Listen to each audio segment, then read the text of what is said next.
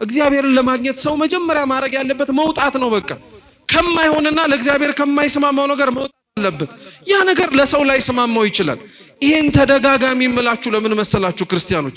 እኛ እግዚአብሔርን ብለን ለመውጣት የምናደርገው ማንኛውም አይነት ነገር ላይ በጣም አድርገን የምንሳቀቀው ስለ ሰው ስለሆነ ነው። ስለ ሰው ስለሆነ ነው። እኔ ሁሌ ምንም ነገራችሁ እንደው ብትችሉ ባትረሱት ራሱ በጣም ነው ደስ የሚለኝ። ሰውን ብላችሁ እግዚአብሔርን ከምታጡ እግዚአብሔርን ይዛችሁ ሰው ብታጡ ይሻልባችኋል።